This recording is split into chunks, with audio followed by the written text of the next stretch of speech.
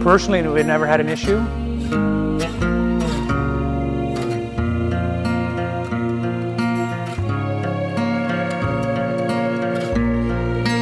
Please don't take away, our homes, our peace.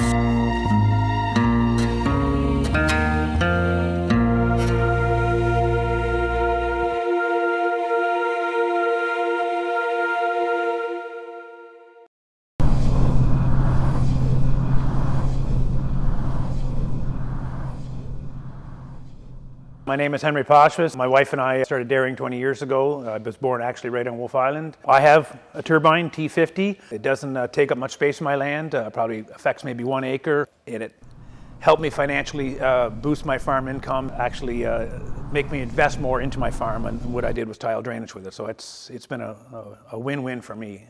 At first, we were always looking at them because they were right there in front of us. They're just so large, eh? And there was times where you can hear them, and there's times when you could see the flicker in the afternoon that lasts for a few minutes, but we're such a busy pace on this farm, we don't really pay a whole lot of attention to it.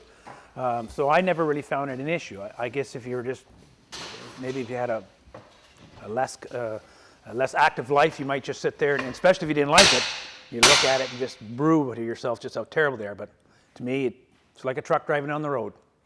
Just another day. With dairy farming, the key to success is calving interval, and calving interval is 12 months. So if you run 13 months, you're not as efficient as a guy who's running 12 months.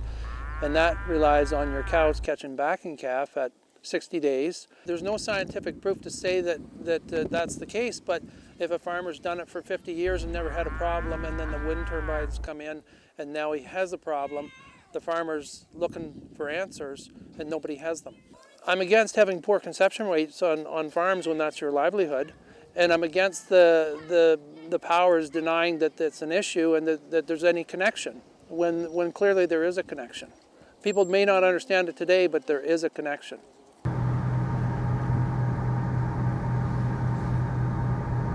My name is Katie Little, and it's been heartbreaking. The first few years it was kind of like a paradise. I would talk to my friends who were still in the Toronto area and be like, guys, you don't know what you're missing in the country. It's amazing.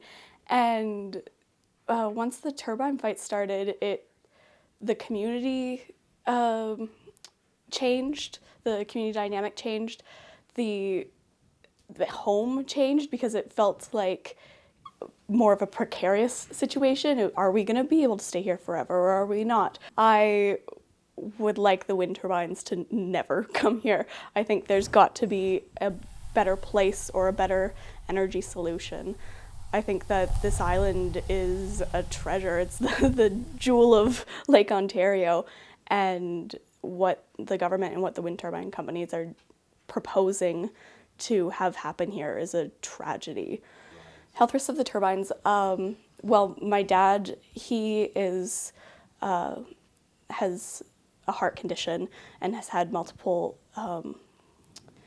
open heart surgeries, and the stress of the turbines, the effects that it has with the noise, that affects your sleeping. There's those health risks. There's the health risks of the toxins in the air. They want to put a cement batch plant just across the road here, and just on the other side of that is a school where the people on the island, their kids go there. And I was absolutely shocked when I went to the most recent tribunal and someone pointed out that there's nothing in the proposal about the fact that it's so close to a school.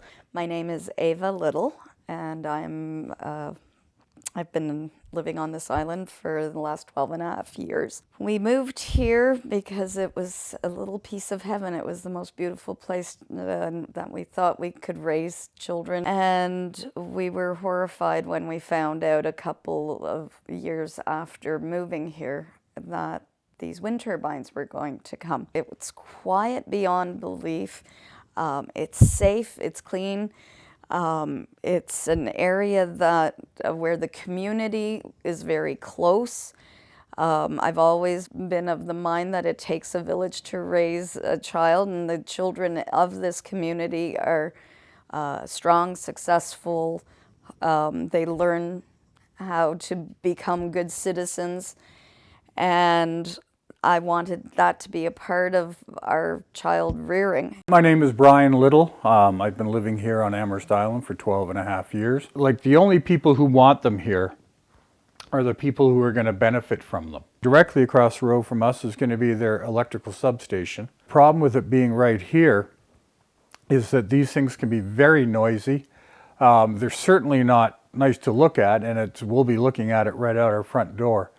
And then beside the substation is the laydown area, which is approximately 20 acres of a construction site. That's where they're going to bring in all the trucks. That's where they're going to bring all the turbine pieces and everything else and lay it all out. I don't have a lot of money to put in, but I've got time and talent that I can do. Being a photographer, there's an awful lot of pictures that need to be taken of different things, so I donate my time for that. 12 years ago, our plan was never to move again. This was our forever place, and now we may be